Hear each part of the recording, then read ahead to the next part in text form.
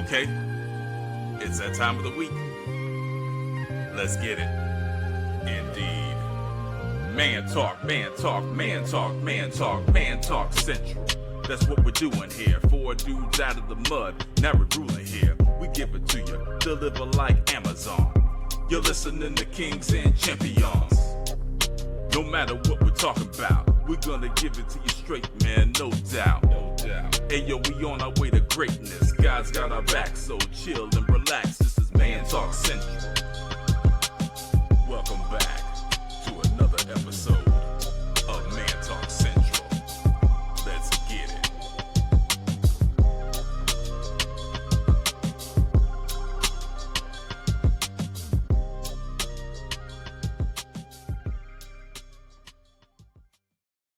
Well, look here, let's go ahead and get started. So welcome to another episode of Man Talk Central. This podcast is all about experience and perspectives, right, wrong, or indifferent. You will get it raw and uncut. Before I go any further, please like and follow us on YouTube, Instagram, TikTok, and or email us if you don't want to keep your identity hidden or what have you. Now, let me introduce to some and present to others, 3 brothers like no other. Good morning, Dan. Morning, how y'all doing out there? Thanks for tuning in. Hope you're enjoying this Black History Month, and let's get this episode going. DJ Eddie T, good morning. Good morning, everyone. Again, thanks for joining in. We hope that you enjoy content that we share, and looking forward to today's episode. Standing, Colonel Esquire, good morning, sir. Good morning to everybody. Good morning, Man Talk Central audience. Man, I'm happy to be here. You know, famous words of Prince Hakeem coming to America. Let's go. I'm happy to I be am here. a law-abiding citizen.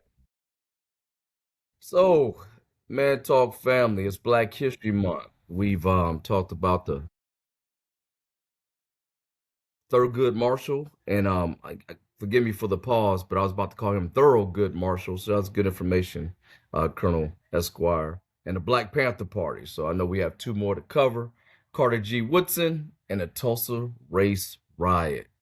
So today's topic, first of all, we already talked about, how was your Valentine's Day, Ed? Valentine's Day was very chill, laid back.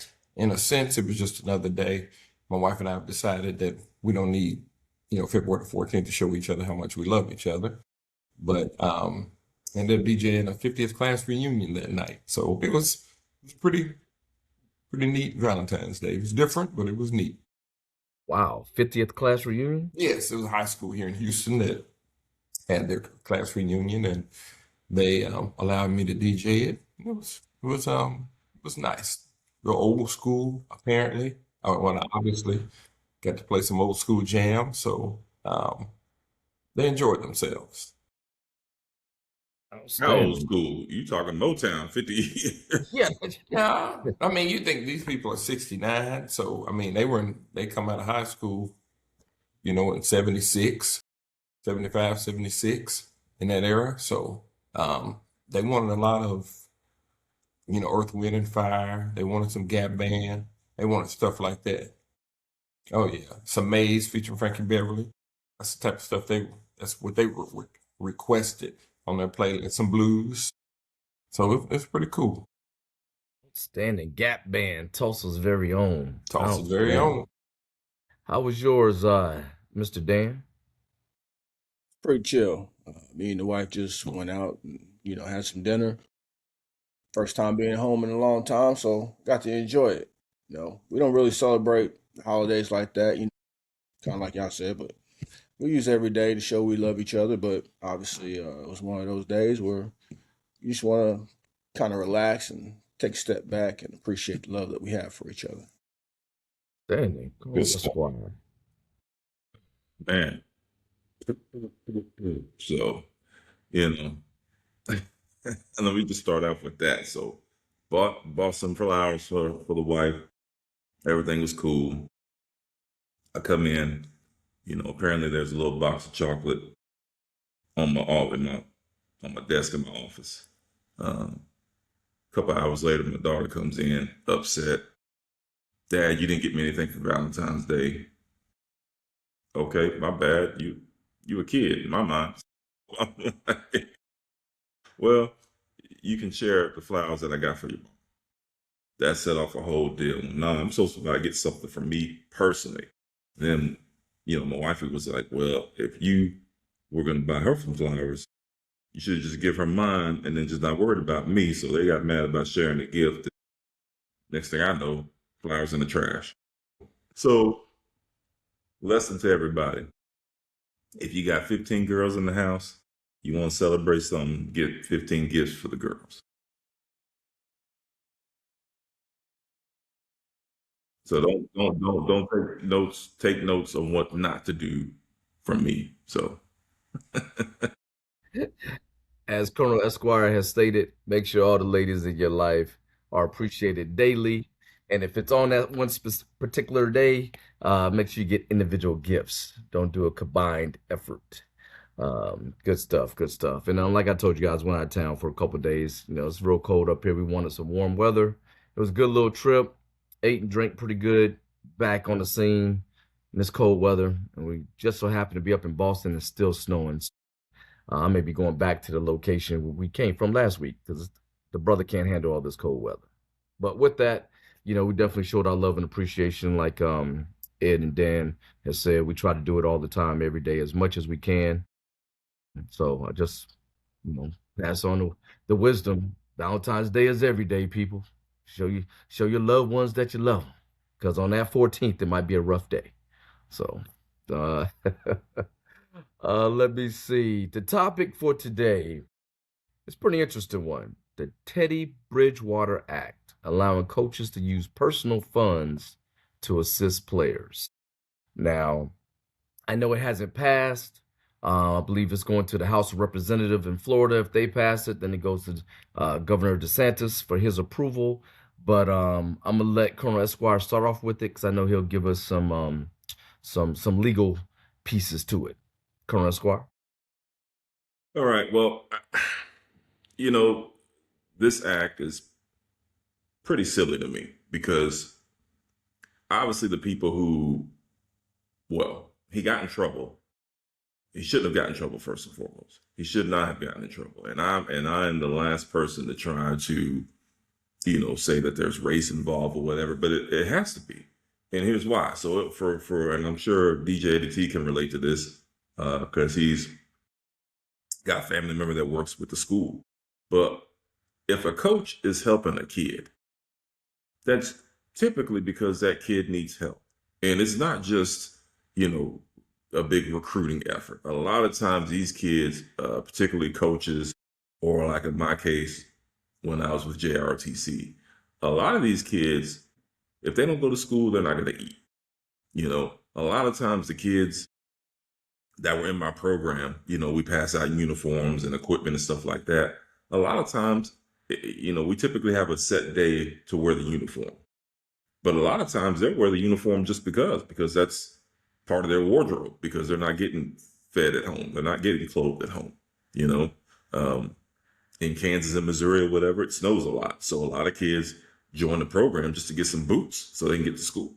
So, and I'm not saying I don't know Teddy Bridgewater's situation or who he was coaching or whatever the case is, their financial stuff, but I can't tell you how many times I've taken kids home from practice or picked them up to go to school or to give them some money to eat. If we had a color guard event or something like that, I would buy them dinner or buy lunch. Like, it's just silly that this even has to be a law.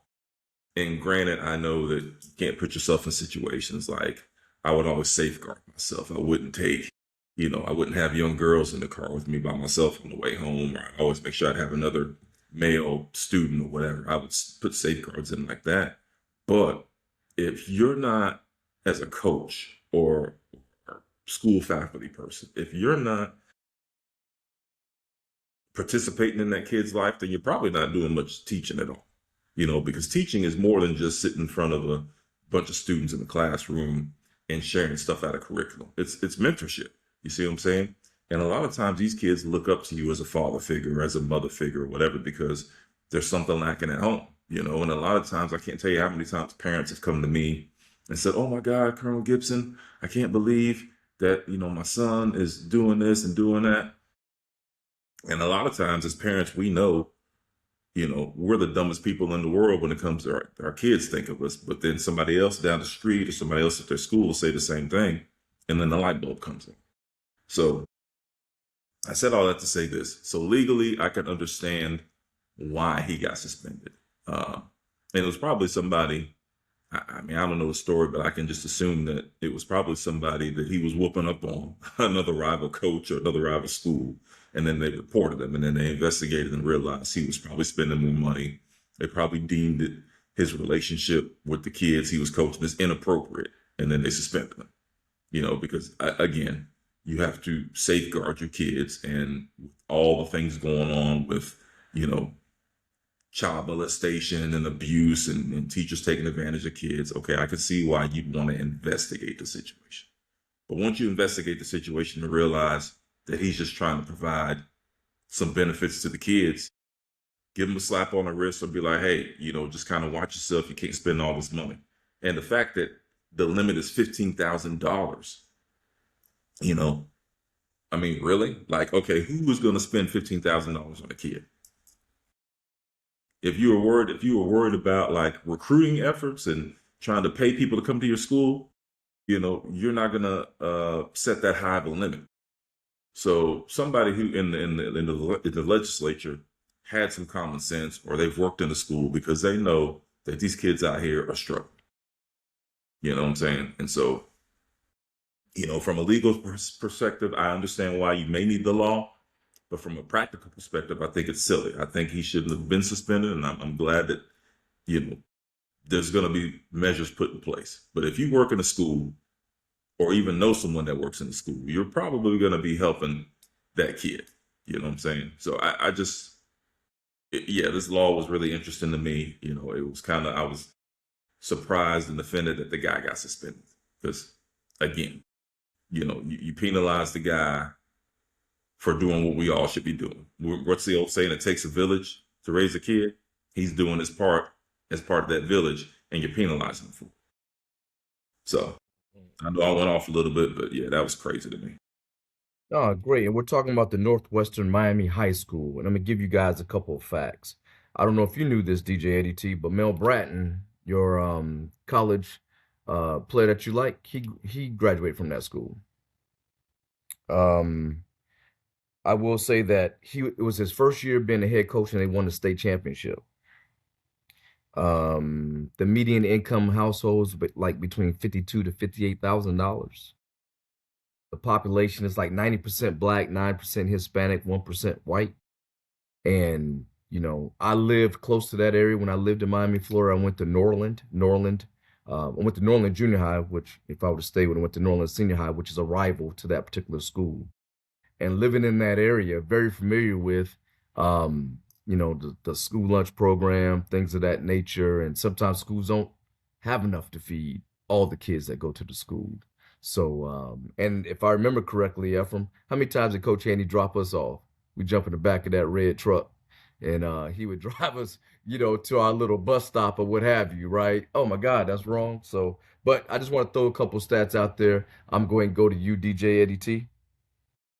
All right. I read up on it and did a little research as well, but it just reminded me of back in the day when college, you couldn't pay a college kid, anything or give them anything. So now to me, it's trickled down to the high school level now that NIL is in play. With high school, I don't look at it as if they're trying to lure kids to their school. I just think if with the stats that you just stated, with that type of population of African-American students, more chances than none, as you stated, the funds aren't there. So you're just trying to help kids stay afloat. If you have some athletes that are not getting the meals that they need, they're not going to be as strong as they need to be. I mean, that's just common parenting, coming from Coach Bridgewater to me. Now, like Colonel Esquire stated, it's probably someone from a rival school had brought up something and made it a thing like, well, man, they're beating us and let's tell on him. But I don't think that I can The old folks used to say it, what is it, a dime to a donut? I bet it wasn't someone within that school system that did that. I promise you that. Or, if so, I'd be very shocked. But I'm pretty sure the parents are extremely appreciative of it. But again, don't punish the coach for trying to keep his kids going. I mean, you name each and every school across the U.S., for the most part, who's not one of the elite schools, rich schools or whatever. I'm pretty sure that there's a lot of that going on. People helping people. It takes a village. Colonel Esquire made that point. It takes a village. I don't think a guy should be penalized for assisting a student, but for them to put an amount on it. I did the math, and of course, if it was a year, it'd be $12.50 a month. But if it was 9 months, it's $1,666.66. Who's going to spend that much on a kid per month? You know what I mean? So it doesn't make any sense. And to have, I don't know how many players he had. Is he helping the whole team? Is he helping specific players? It all kind of comes into play there. But please don't punish a person for trying to help a kid out. I never knew what Colonel Esquire was stating about, kids joining something just because the winter they needed boots, they needed clothes. I mean, that's a sad situation. But then when the government or whomever the local politicians get involved, now it becomes an issue. So, Coach Bridgewater, keep doing your thing. Even if you have to do it on the under, keep doing it. So they did say that mainly was for food and transportation. So I wonder if the school had poor buses, or not poor buses, but buses that weren't adequate enough to transport the players to said location. So yeah, it's interesting. Brother Dan, talk to us. Yeah, I think it was just crazy that you even have to put something like this into effect. I have to echo what you guys are saying. It's pretty much just humanity. You help out your fellow man, you help out what you can help out. And for them to suspend him for helping kids, I thought that's what we were supposed to do as adults. Is when we see kids that need our help, we can reach out to help them, provided it's done in the right way. Obviously, you have some that try to take advantage, but that's neither here nor there when it comes to this story and what we're talking about right now. That's a whole nother subject. But if this guy's just simply helping and being a good human being, why would you punish somebody for that? Um, it seems to me like we're going backwards in time rather than going forward, where you can only take care of certain people and certain demographic of people. And then when you bring up the economic situation of roughly around 50 something thousand medium income, well, it's poverty impoverished. So why not? If you're able to help, this community is going to help itself. So what are the parents gonna get mad about it? I just don't see why this is an issue or what the problem is. He's not recruiting. We're not talking about a nil contract. We're not talking about a nil deal. We're talking about kids. This is what as adults, what we're supposed to be doing. It's helping the kids so they can get an education, they can get better, so they can move on and take over and show the world that it's all about humanity. Um, 15,000 isn't much. Um, Somebody else, it's a lot for those kids. I can tell you that right now. And I know Ed, you said you broke down the math, and it's roughly 1,000 a month. And yeah, you're right. Who's going to spend that much? But you never know. I mean, not saying that it's not going to happen, but kids can run into issues. Kids can run into problems. We all raise kids. We know it's not going to be 15. It's not going to be 15,000 a school year. We hope anyway. We hope to help fund them. But to put a cap on it, I doubt he's even making that much to help out. Most teachers don't. But we'll see what happens, and hopefully the House will look at it and do the right thing. Hopefully the community will band together and do the right thing and continue to support him in the way that they should. Great points. Great points. Go ahead, DJ Eddie T. I was just sitting there thinking, like, in certain situations, when things have been brought to light, there may be a situation where a kid comes to him and says, "Hey, I need help," and then he's going to say, "Well, my hands are tied, I can't." You see stuff like that all the time because someone has brought that to the light. It's like, "Hey, man, look, I don't want to get in trouble. I can't help you." And for someone who really needs help, you know what I mean? Whether it's an athlete or just a regular student there at the school, it doesn't have to be the coach. It could just be, anyone in the faculty who, has, I guess, a badge for the school or whatever. It's like, "Hey guys, I understand that you need help. Maybe we have to go through a different avenue, but you just don't want to get it to that point to where it's like, well, now, I can't help you." From Esquire. Yeah, so here's the legal aspect of it, which another reason why I don't understand why we even had to make this rule. So there's a doctrine called local parentis. I don't know if anybody's heard of that, but for those who haven't heard of that, local parentis is a Latin phrase that basically translates to "in the place of the parent." And so that's what schools are. And that's something that I would tell a knucklehead kid who would make a comment, "Oh, you're not my dad, or you're not my parent." And I give them the history around local parentis. So when you teach at a school or you work at a school, you pretty much assume responsibility for those kids in that building without officially being their parent, if that makes sense. But you're in their care. They're in your care for 8 to 10 hours a day, each day. And so that's another reason why I think this was asinine. This had to take place because he was playing the role of a parent for these kids. He was feeding them. He was clothing them. He was taking them back and forth to practice. He was doing the things that I assume most parents want to do or can't do because they are working. And a lot of these kids, I pretty much guarantee you, based on the poverty level or the income level, a lot of single parents out there.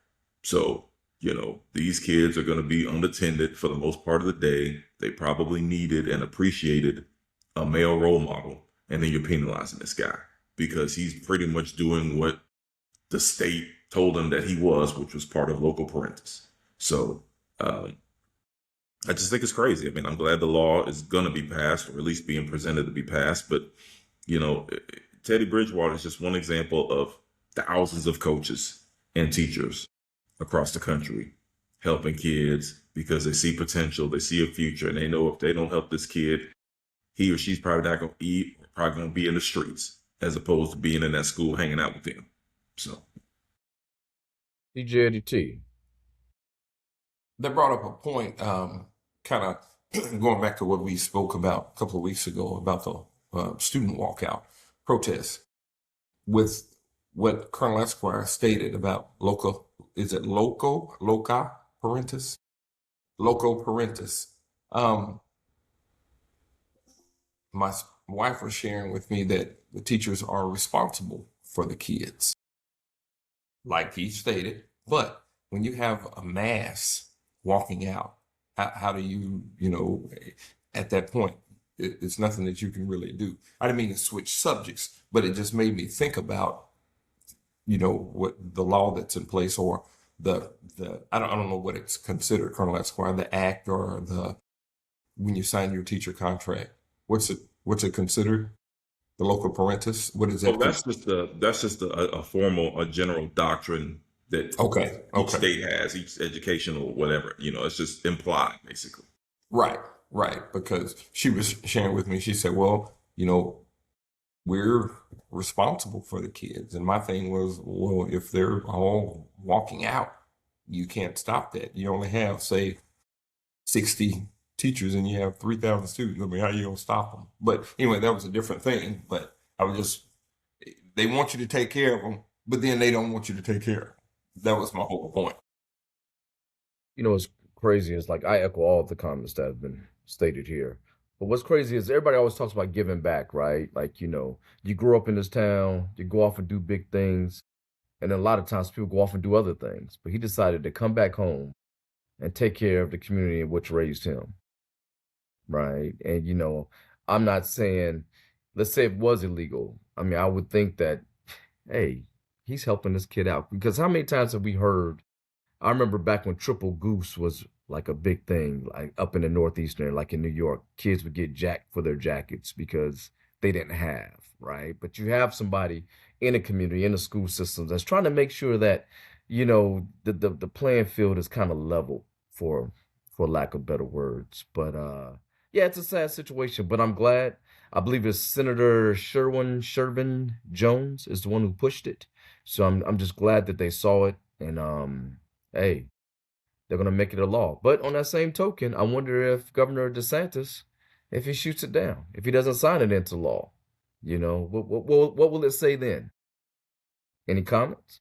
Well, I not on that one in particular, no comment for that. But I know I learned a few years ago that schools that put uniforms into place, they do that because of the, like you said, the different, I guess, economic levels.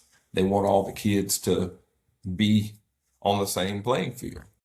And, if you have a uniform, you've provided a uniform, no kid knows that, hey, well, this kid only has 2 pair of pants to wear.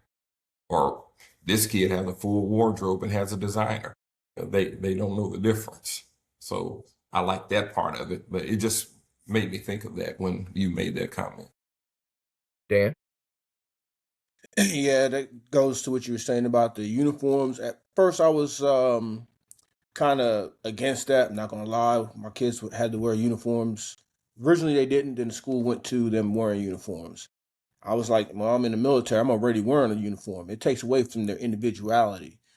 Uh, I can see both sides of the fence of it. And now I kind of lean towards, yeah, they should be wearing a uniform. It teaches them the proper way to dress. It teaches them how to be productive or how to be respectful in the society. There are good aspects of it. I still do believe that it does take away from the individuality of it, the creativeness of the children. So, and then the ability for them to distinguish what's right and what's wrong. Students have a rule book that they're supposed to read, so they should know how to dress. So, obviously you make consequences with the choices you make still have the consequences. So it goes to teaching them that. Um, but yeah, I just not a big fan of it. I do understand it. So it is what it is. It's funny you talk about uniforms because when my wife and I got divorced, the following year my sons came to live with me. So I'm buying them a whole bunch of clothes, right? Knowing I'm transitioning to Fort Knox, Kentucky.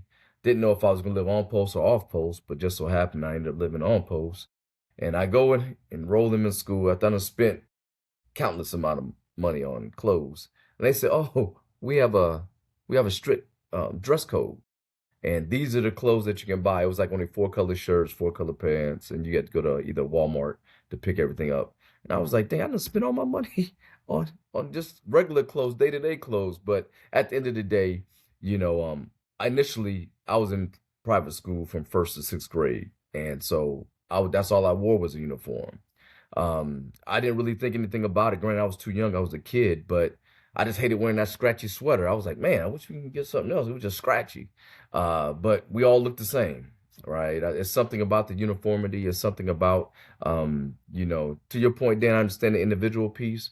But, sometimes I do believe that when you give, and I know I'm going off a little bit, but when you give a kid, you want to see that creativity. Depending on the school, if it's not really a school of arts or something like that, sometimes that creativity can be taken in the wrong context. But that's another story for another time. But I would just, again, the times we're in is 2025, and we're worrying about a teacher who came back home to help players out.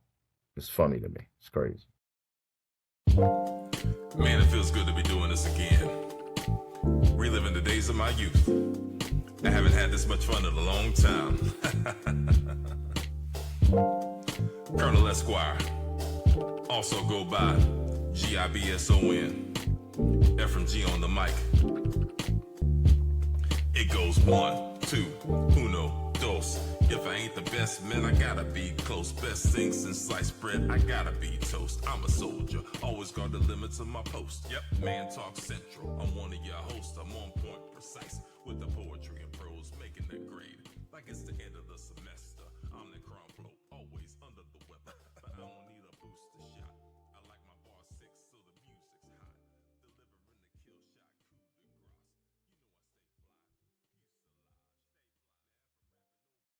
Okay. All right. So we're gonna do the top 5 basketball players of all time. And we're not talking positions. We're talking about top 5 basketball players of all time. Start with number 5. Who you got, Dan? I'm gonna have to go with Scotty. I know it's not a popular opinion, but I think I'm gonna go with Scotty. He's an all-around player. He's got some skills. He do what he do, and he Hold makes on one some second. makes I, things I happen. think my system's acting up. Hold on.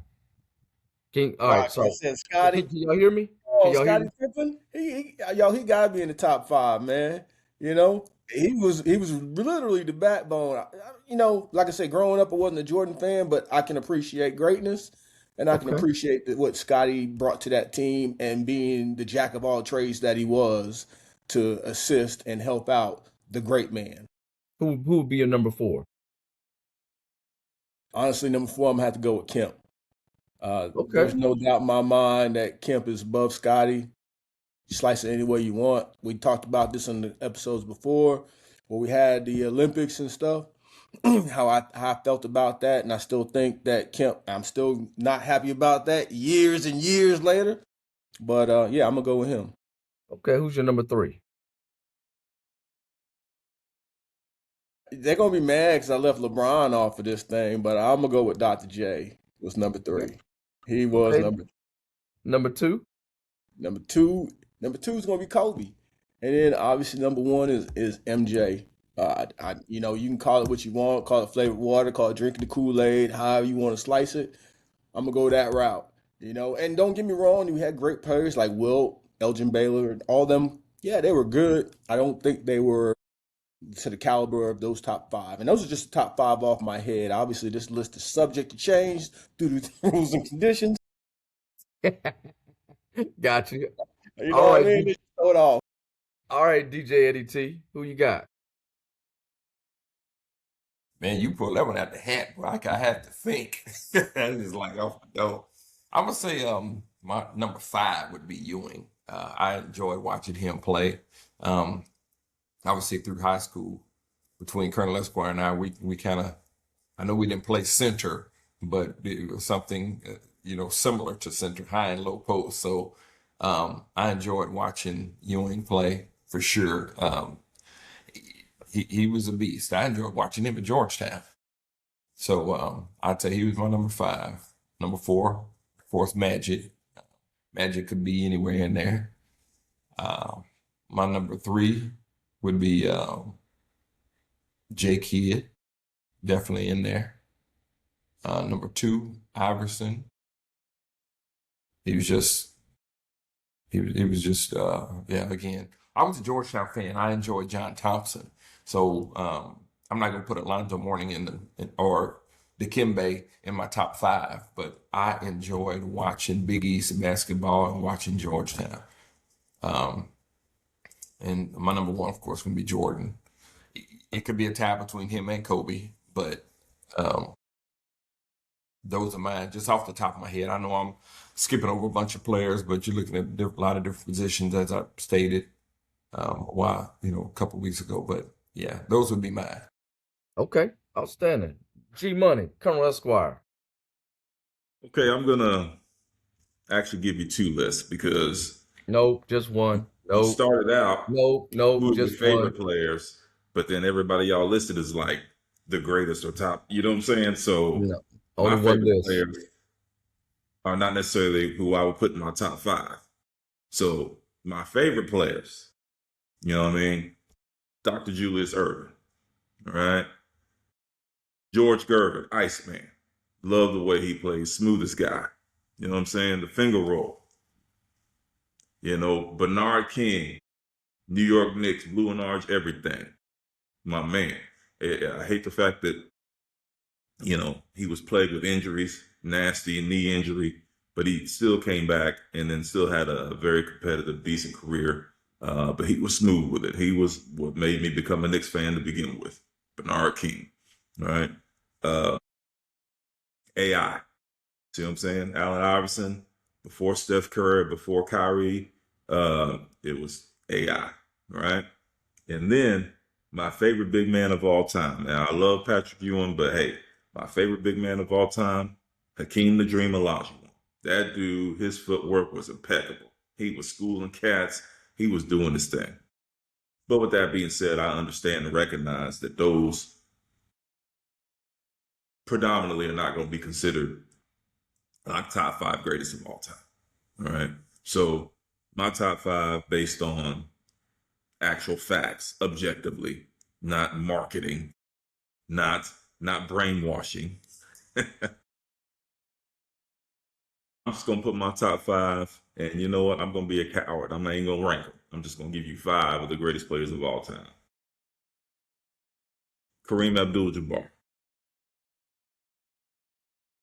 Magic Johnson, Kobe Bryant, King James,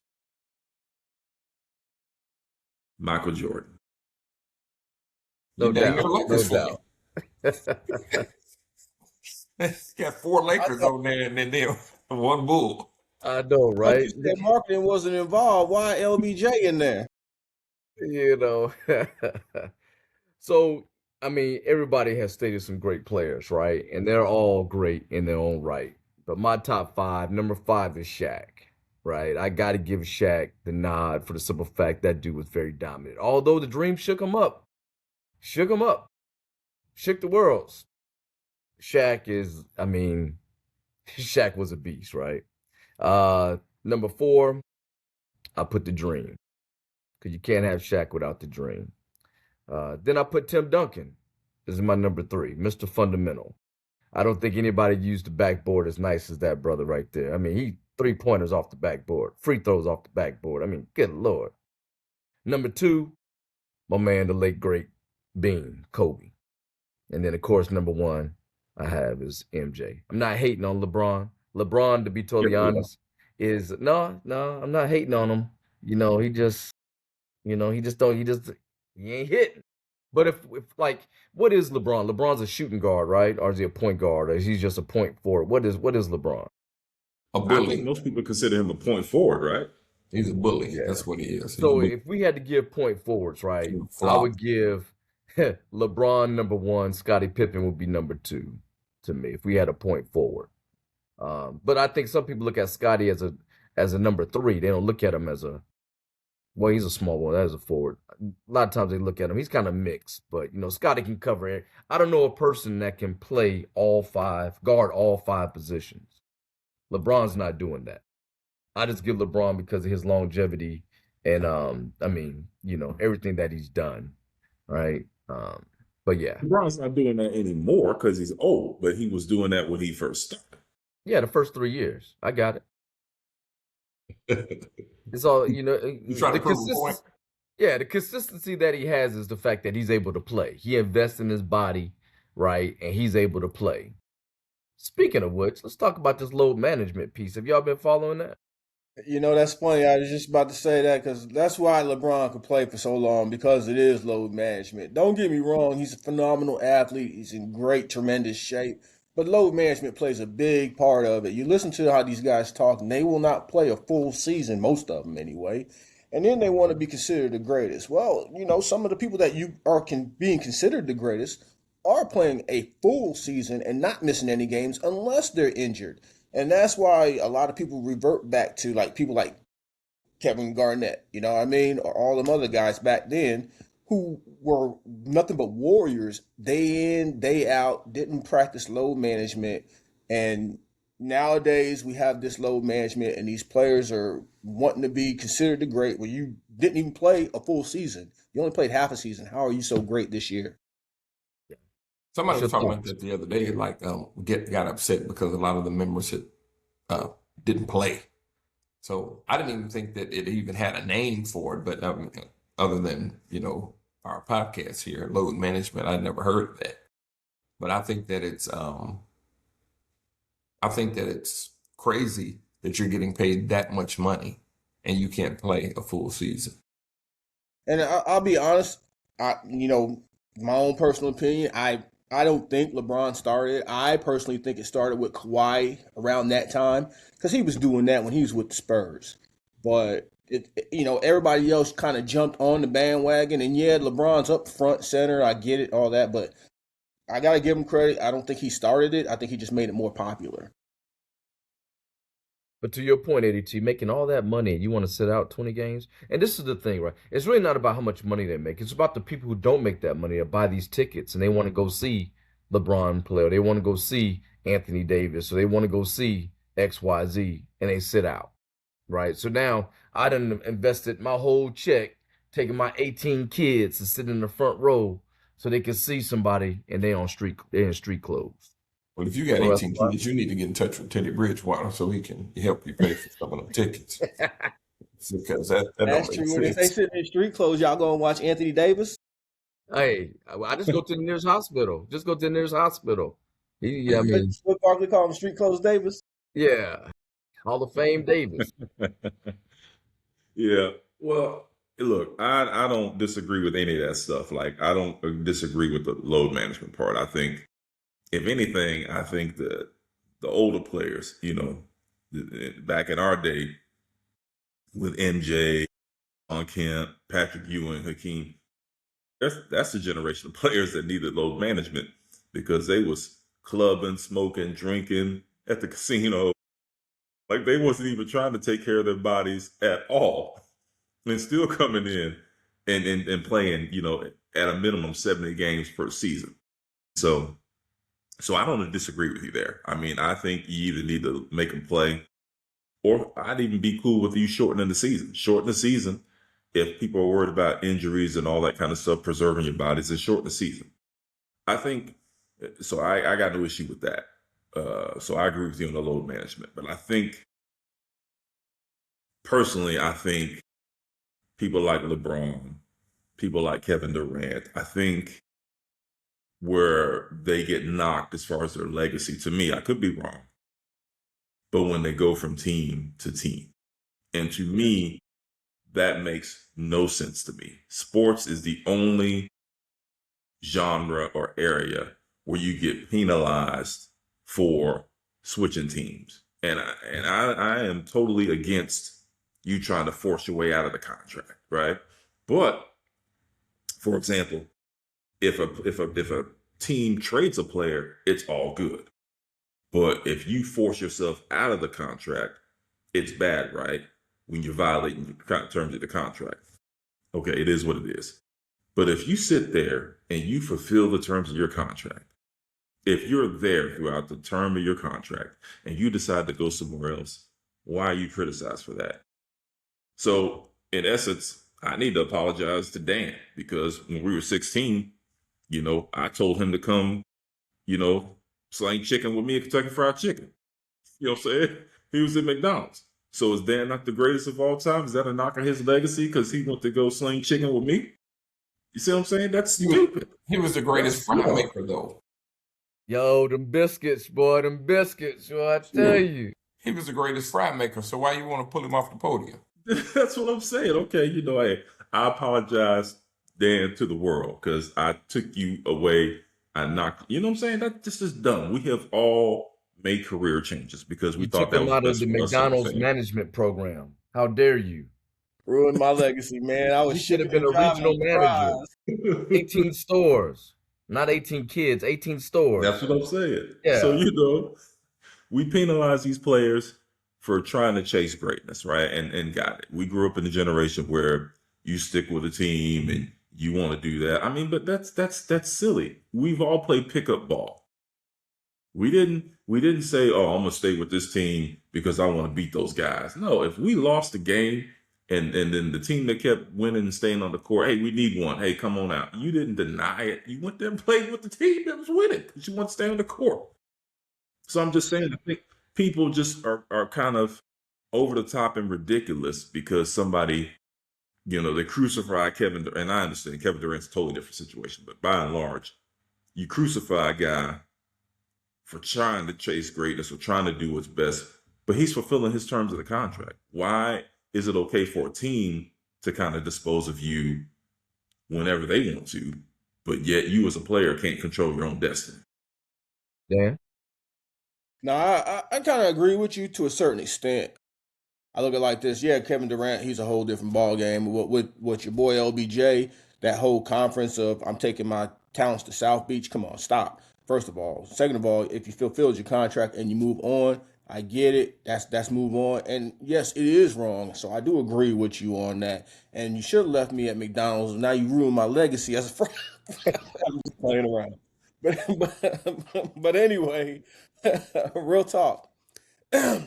If you're chasing that ring or you're chasing that greatness, a lot of them hold on to, from what I have seen, they hold on to the old school way of, man, we ain't gonna let these guys dominate us. We're gonna go out and go dominate them. I'm not about to jump on the other side. I'm about to show them what I can do. And I think that's how we grew up, was if somebody tells you no, you prove them wrong. And that's the stigma behind what was going on, or however you want to put it, the saying or the attitude, the mental toughness. And that's exactly what I think was going on back then. Is you don't jump on the other team, man. You go out there and you go beat them. You show them who's the man. Don't let them tell you can't do nothing. Gotcha. Eddie T? Going back to load management, okay, in the real world, I guess it would be considered PTO days, but It's funny you say that. I had that right here. Go ahead. yeah, I was just like, I mean, it's the same thing. They give you PTO days, so you may as well use them. But still, it's like if you don't show up for work for 2 or 3 days, they gonna get rid of you. So I mean, it's kind of, why is it this way in the professional sports world and not that way in the corporate world? So yeah, I just wanted to kind of throw that in. I consider it a PTO day. I know that's right, and that's funny you said that. So with that, a couple things I gotta talk about you, Dan. That comment about I'm taking my talents to South Beach. Actually, I was kind of on board with how he did that, right? Because all the proceeds and everything went to like the Boys and Girls Club, right? So it was a message. It was a meaning. It was something that came behind it, right? I understand people were like, oh my God, what's going on? He was the #1 player in the world, right? Why not bring all that attention to yourself and, utilize the funds that was made for that 10, 15 and donate it to the Boys and Girls Club? I thought it was pretty iconic, right? And as we know, everything in life evolves, it gets better, right? And, players today are realizing that, hey, my body can't take 82 games. So to your point, Colonel Esquire, if they do reduce it, they might need to reduce some of the salary. Are the players really ready to take less money and play less games? Who knows, right? So a lot of different points. Anybody got any comments? Go ahead, DJ. I was waiting on you, DJ Eddie T. Oh yeah, I'm trying to get all my thoughts together here, but it's like, I think that's what Colonel Esquire stated. It's an NBA thing, or it's a NFL or MLB thing. When people are expecting somebody to be there, I think they should be there. I don't think that you should take time off just because. If so, you should. You have Instagram, you have TikTok. Hey guys, I'm not playing tonight, so if y'all got tickets, you might want to trade them in or try to sell them. So, go ahead. No, I was going to say I agree with you, but I think the greatest basketball documentary ever created was The Last Dance, and in that documentary, it talks about when Rodman was like, "Yo, I need some time off. I need 48 hours," and Michael Jordan was like, "Yo, this dude ain't gonna come back." But Phil, one of the greatest coaches ever, was like, "No, just let him go. Do what he has to do. When he comes back, Michael Jordan, he ain't coming back." But sometimes some players just need a break, right? They need to do something. So I'm feeling it. Hence the PTO thing, right? It's just like we work. But, we want to take some time off either to enjoy family. But just think, 82 games. Their season is from what? September to May or the first week of June. Then they have July, August, September. But if it's a Olympic year, some of the players will have to go to the Olympics, play for the Olympics, right? So that reduces their summer, right? So I can understand. And as an owner, your body's not going through anything. All you're looking at is the dollar figure, right? So, it's one of those things they're going to have to come up with some type of compromise. But at the end of the day, I'm thinking about the people that are buying the tickets. If I'm buying a ticket to come see DJ Eddie T DJ, and then the next thing I know, Dan is DJing, I'm going to have a problem. Go ahead, Dan.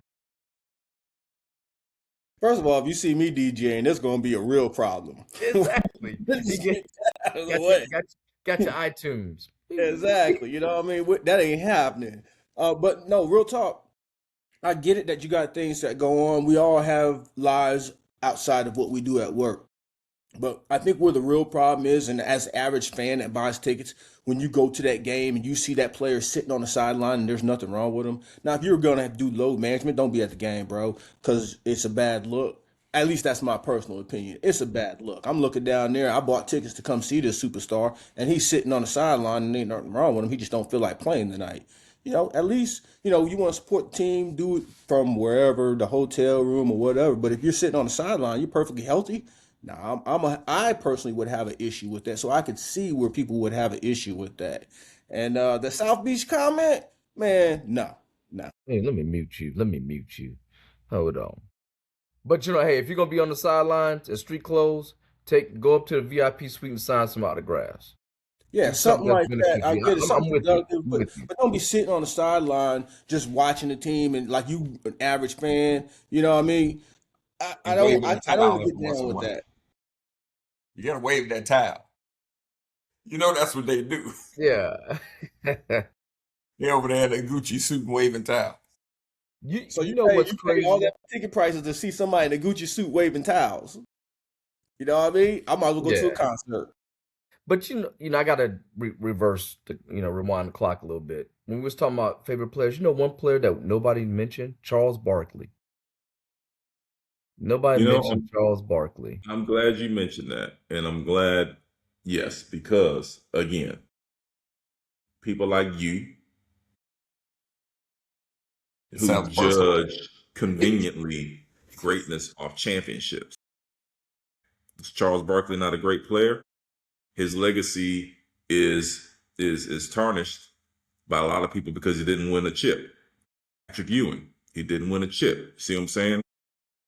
So again, you see these people that go from team to team, they're trying to chase in the standard that many of us have set. You can't be considered a great if you didn't win a championship.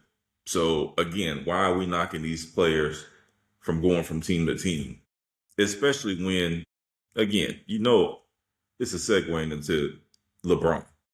He stayed in Cleveland for 7 years. The GM was horrible. He brought Shaq there when he was way overweight. He brought Jermaine O'Neal there when he had to have knee braces on knee braces. Like all the picks that were going on. Who was it? Boobie Gibson, Daniel Gibson, whatever. Yeah. Booby. Put Booby in. Oh, that's I'm football. just My bad. saying, like he was, it was pretty much, hey, the city council and LeBron James in Cleveland for 7 years. You see what I'm saying? So after 7 years, you decide to go to another team. He got crucified for that. He went to Miami. Again, based on the level of talent they had there, he underachieved. I'll be the first one to say it. Should have been a sweep of all the championships there in Miami. But he fulfilled his contract, won a couple championships. He left. He got crucified for that. Went to LA in the shadow of greatness. Followed all these great, fantastic players. Say what you want about the bubble. Championship's a championship. See what I'm saying? All that money y'all got in COVID, y'all didn't return the checks. I don't want to hear it. Put an asterisk by my name too, as long as the check cashes. The championship. So everywhere he's gone, he has won, right? But he's criticized because he's jumping from team to team. And I just think I don't say it's unfair because he's winning that life. He's a multimillionaire. He's set for the rest of his life. I'm not going to say it's unfair. I'm just going to say that nowhere else do we criticize people for leaving. You see what I'm saying? Well, okay. I'm about to cut you off. Go ahead, DJ Eddie T. We don't want to hear no more from Colonel Esquire. Go ahead. I just want to jump on the Charles Barkley coattail. I enjoyed watching the Ram Mountain rebound. He basically, from what I recall, he was with 3 teams, and all 3 of those teams went to the playoffs, from what I recall. Philadelphia, Philly, Houston, Portland, Houston, and then and Phoenix. Yeah. Yeah. So, I mean, Charles, he was chasing a dream. He was just unable to achieve it. He got to the points to where, they could have. I don't remember how far they made it in the playoffs, but or if they made to the finals. I think they made it to the LA. finals in Phoenix. Yeah. I think. Yeah, he But, did. Yeah. But I mean, hey, man, he like for Lescar said, he's one of the greats that just didn't end up with a ring. And he was small too. He wasn't a Small. big guy. Yeah, he wasn't a big guy. He was like 6'4" on the small side. Yeah. A lot of people think okay. he was bigger than that. Yeah. And to your point, he played against Michael Jordan in a championship, but of course, MJ won. They put a team together in Houston with Scotty, him, who was at Clyde.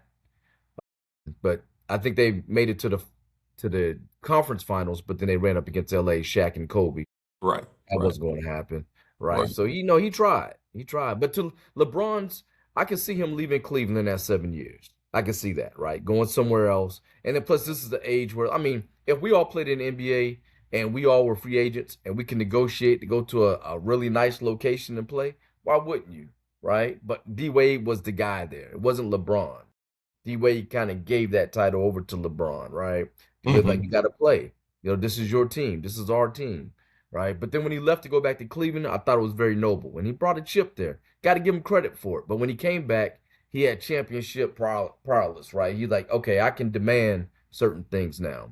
The move to LA, I don't think the move to LA was like it was back in the 60s, the 70s, the 80s. Like that's where you wanted to go. That's like your benchmark, right? I don't see LA as that team anymore. So I hate that he went to LA, to be totally honest. Even though he did win, even though he won a chip for playing 22 games for that season. I think Yeah, but, that 22, they had 6 in the bubble, wasn't it? no fans, you know what I'm saying? That's crazy. That's crazy. Yeah. Yeah, I used but to I like was to just like, watch the damn. backdrops with the fake people. Yeah, damn. Charles Barkley, though. I was like, man, that dude was really good. And Wow. he's a great commentator. Let's talk about Charles. He's a great commentator. Have y'all really just sat and listened to him? Oh, yeah. Oh, for sure. Man, I if know it wasn't for people hate him, well, they moved from TNT to ESPN, but I think if it wasn't for him, that show wouldn't be the show. Yeah. That's just my personal opinion. Yo. Now, don't get me wrong, Shaq is a nut. He is. But the way that those two go back and forth with each other, Yeah. they make the show. What he taught them big old women down in San Antonio? Them churros. Oh, yeah. And then they get on Kenny's knees. Oh, man. Oh, man, that's But hey, crazy. I want to bring up something. We can talk about it after a while, another subject, but the new All-Star format basketball. What you guys think? Did you guys even watch the All-Star game? I Sunday? didn't. You didn't? It was kind of like a playoff. You guys have to get on YouTube, check it out, because what they would do, I think they had like 3 teams, and then they'd play one game for like 10 minutes. And whoever won that game would advance to the next game, and a fresh team would come out. And then it was double elimination, obviously, but it was different. Of course, we're used to East versus West, run up and down and get after it. But after, last year or whenever it was, when, they're trying to score 180 points a game and stuff, no defense whatsoever, this changed it to where these guys are like really playing. If you guys get an opportunity to take a look at it, I want you to see what I was talking about. But it was very interesting. They had to win by 2 or 3 points or something like that. So it made the game worth watching. I was like, okay, I like this. So check it out. Yeah. It's kind of horrible. All-Star Yeah. Weekend was horrible for a while. Oh, yeah. Slam dunk competition, horrible. Jumping over cars. I'm like, the Oh, I hell? didn't watch the slam dunk contest. I forgot Yeah. all about the 3-point shootout. Yeah, I think Man, the it's last crazy. one I really watched was when Steph Curry won it. When they used to have the WNBA girl and the Mhm. yeah, they got. I think I don't even know if they even do that anymore. I don't know. Mhm. Speaking of WNBA, they might be on a lockout. They're going through negotiation with the Players Association, and they're not agreeing because the players like, we want more. Owners are like, hey, we done lost $480 million dealing with WNBA. We want to recoup some of this money. It's crazy. It's gonna be interesting. It's gonna be interesting. Huh. Okay. Yeah. Keep your eyes on that. Any Hmm. alibi? Not a fan of. Well, I better not say that because I don't want to be crucified. Because I just it's not. I don't even want to say it. I Say don't it. want to criticize Say it. professional ball players because they've obviously done the work, what they needed to do to get to that level. But I heard, I don't know who said it, but I heard a podcast or talk show host or whatever. He had a hot take. He was like, "Look, I appreciate the WNBA, whatever the case is, but a top 5 men's high school basketball team could be the WNBA team." And I kind of agree because I'm telling you, it's like sometimes some of those games are just hard to watch because the skill level is not there. Now, of course, is the skill level better than mine? Yeah, of course, because they're professionals. But I'm just saying, as far as it's all driven by revenue, right? It's all driven by what people are going to pay to see. And so I understand that you want to try to fight for higher income, better pay, things of that nature. But it's all driven by revenue. The reason why the salary is what it is because of the revenue. And to, RB3's point, the NBA is hemorrhaging money over the WNBA. Like they keep subsidizing the games and it's just not making enough. You see what I'm saying? And the reason why the NBA players are getting the money is because of the revenue that comes in. They're getting paid because of the revenue that's coming in. People want to see the games. People are buying the tickets. People are buying the merchandise. It's not like that with the WNBA. They lock out. But you're talking about it from a logical standpoint, Colonel Esquire. You're speaking logically, right? But you have these people talking about, well, if a man can make this money, I'm a woman, I should make the same money, right? That's what it all boils down to. Women want to make the same money, regardless of the revenue, regardless of what, the truth is. They want to make the same amount of money. And I just think that argument is it kills me. That argument kills me. You should make money based upon the revenue or whatever the percentage is that's allocated to players and so on and so forth, right? So God bless them. God bless them. They Go were ahead, talking about ADP. possibly bringing the comments back. I heard a few weeks ago. Really? Somebody had stated that, but if they're talking about doing a lockout, then I don't see Houston. The comments, they won what 3 of the first 4 championships that Yeah, with they Cynthia played. Cooper and them. Yeah, right. Yeah. Tina, I can't remember Tina's last name. That was the big girl. She was the center, right? Yeah, I can't remember her last I don't name. remember. Yeah, Have y'all seen the 303? The 3-on-3 female, I forget what it's called, unfiltered. Not the female version I had. Yes, Ice Cube. Is it under Ice Cube as well? I don't know if it's under Ice Cube, could be, but it's pretty interesting. It's a little more energy. It's a little more energy than the 5-on-5. Okay. I Yeah, haven't seen it. yeah. Huh. So, but hey, that's awesome. Coming right at the gate with no delay, getting started right away. Got a little bit to say. First off, glory to the Lord each and every day. He's the truth and the life.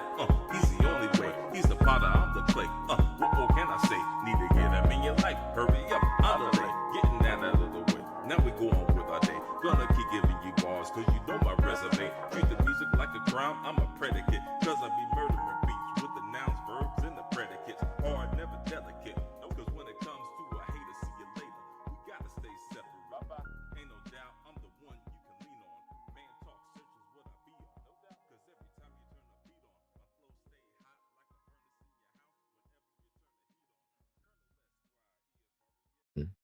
So I know. Before I Go.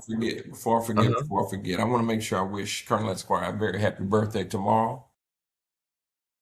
It is tomorrow, correct? It Yeah. is. Yeah. Okay. I just So wanted on to the make count sure.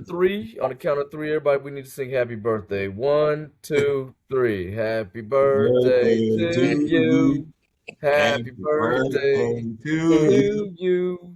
Happy birthday, Colonel Seon Ephraim Esquire from Happy Goodwin birthday. Colonel. Sandixon.com. Yes, KFC. Happy birthday to you. Happy birthday, my Yeah, man. that's it. Thank you, thank you, thank you. I appreciate it. Oh, Thank yeah. you, gentlemen. Thank you. I wanted to make Yeah, sure I remembered that one. I can take that one off yeah. my checklist now because I did not want to forget. I know we I were gonna say something apologize for tomorrow. not singing because I don't want the people out there to tune off when they hear me sing. Look here, boy. I was about to Man, put that my may make rude our boys. ratings shoot. Hey, I was about to put my rude boys voice on. A couple things Appreciate before we proceed to close, because I failed to mention, right? We didn't give homage or, say anything reference Reverend Jesse Jackson, him passing away. Definitely a icon to some, right? I mean, he has a controversial past, but at the end of the day, 84 years of life. So rest in peace, Mr. Jesse Jackson. Yeah, I thought we were going to discuss like Jesse Jackson's passing and how they tried to equate that to the Charlie Kirk.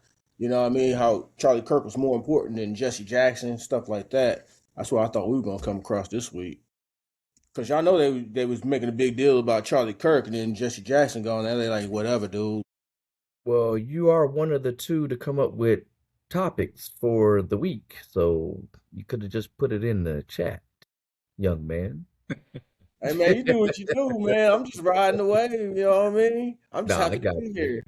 I got you. No, without a doubt, right? Every day's a good Let me day. know what y'all want. Yeah, Yeah. every day's a good day. Any thoughts though on his passing? I Comments? mean, yeah, I mean, we all have a due date. I mean, I don't have any necessarily thoughts on his passing. I have thoughts on what he achieved and, There you being go. first black person to run for president. I thought that was pretty cool. Times have changed. It was just 20 years after civil rights, so I think that was a pretty big ordeal. I didn't really follow him too much. My mom was crazy about him. She just thought, oh, Jesse Jackson, he was the finest thing that ever walked It from was his the hood. hair. It was the hair. Yeah, him and Franco Harris. My mom, she loved him. Yeah, But cool. yeah, I think he did some great things, and push. What was Operation Push or Rainbow Coalition, Rainbow Coalition? Yeah. So yeah, he did what he was supposed to do. without a doubt. Oh yeah. Colonel Yeah, Esquire? I appreciated his efforts and what he did. And again, everybody, I shouldn't say everybody, but I know his past was controversial as far as, MLK and all that kind of stuff. But as far as for him and the career he had and the contributions that he had, I mean, and we were younger at the time, and I was just kind of starting to follow politics and kind of get involved. And to me, he was the last of that generation of, of the Democratic movement or party that I could get behind. You see what I'm saying? That I really felt was trying to do something for the community, for minorities, for blacks, and whatever the case is. And so I thought that his efforts were needed. I think he was probably underappreciated. I think as time goes on and see some of the stuff that he did, I think he'll be more appreciated as far as his legacy goes after his passing. But that was that time where I thought, now, obviously, I'm kind of indifferent when it comes to politics and the Democratic Party and everything like that. But I know that for him in his time, I felt he was needed. I felt that his contributions were definitely needed and appreciated. And I appreciate his efforts, Rainbow Coalition. I thought it was a powerful thing to see, someone of color, first black guy running for president, to get the amount of votes that he did, to get the nomination was a big deal. And to get the support that he did, obviously he didn't win, but it actually, it was like, I consider it like a beacon of hope. Like we can strive to do these things. We can be in positions of power. And I thought that was a very powerful thing to see. And I also don't really want to entertain the Charlie Kirk situation because, again, Jesse Jackson they should have lowered the flags for him. He was a person that, his legacy, his life warranted that. Charlie Kirk was Charlie Kirk. And when you divide a nation or you divide people and you're inflammatory and you do things like that, I mean, I don't know how you warrant lowering the flag. You're lowering the flag for a certain demographic of people versus someone trying to unite the nation, someone trying to unite the country. And a lot of people disagree with Jesse Jackson for a variety of reasons, but you can't ever look at his life and say that, oh, he was trying to divide the country. He's trying to uplift it and bring it together. And so that's why I don't even entertain stuff like that. Yeah, I mean, I guess he should have had the flags lowered, but again, people who know. And so I'm not going to give that a second thought as far as the Charlie Kirk versus Jesse Jackson, because, I mean, that's not even a comparison to me. And just a couple of facts for you guys, for individuals to have the flag flown at half-mast. It's 30 days after the death of a president, former president, 10 days after the death of a vice president, chief justice, speaker of the House, 10 days after the death of associate justice of the Supreme Court, member of the cabinet, former vice president, secretary of the Army, Navy, Air Force, 10 days after the death of the governor of a state, territorial possession, 30 days after the death of United States Senator, Representative, Territorial Delegate, Resident Commissioner from a Commonwealth of Puerto Rico, 30 days after the death of United States Senator, Representative, Territorial Delegate, Puerto Rico and Washington, D.C. So when you read through those, you got to ask yourself the question. First of all, Charlie Kirk didn't deserve to have the flag flown at half-mast.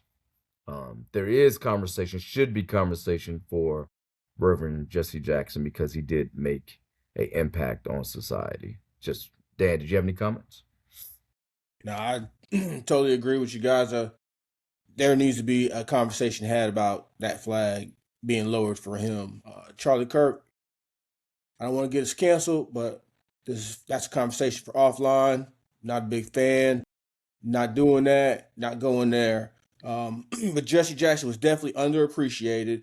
And then, yes, running for president was a great accomplishment. But then we kind of took it and went buffoonery with the guy running again. The rent's too damn high, running behind him. So he was definitely a man that was trying to put us in the right path on certain situations. Yeah, he had his thing with him and Al Sharpton back in the day. We got it. We understand all that.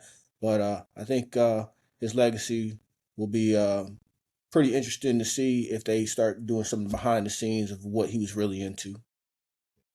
And to close it out, Delaware flags were ordered to be flown at half-staff to honor his life. Illinois flags was lowered because governors have autonomy to make that decision, right? New York flags was flown at half-staff on the day of his funeral service. North Carolina flags were ordered to be lowered to half-staff from February 19th to the 28th to honor Reverend Jesse Jackson. So, but I get what your point. You're talking about from the president of the United States, right? Mandated across all states. So get your point. Well, is he from, for some reason, he was Chicago. Right. From yeah, Illinois. Yeah. Okay. At least he spent majority of his life there. I don't know if he was born there, but I believe he spent majority of his life there. Okay. So with that, as we proceed to close, comments for the good audience out there, starting with you, DJ Eddie T. Just want everyone to have a great, safe weekend. End it with this: keep hope alive, and let's just make sure that we stay safe. Gotcha. Happy birthday, Colonel Esquire. Colonel Esquire.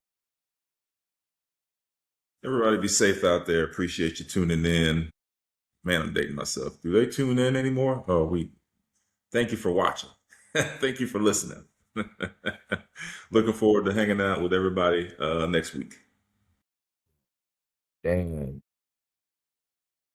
Messages usually the same. Everybody watch out for everybody. We all we got. Take care of each other. treat somebody how you would want to be treated. And I think we'll all be able to get along in this world. Then, as we conclude this episode, be mindful of the loved ones we have lost, those still with us, and the new lives brought into this world.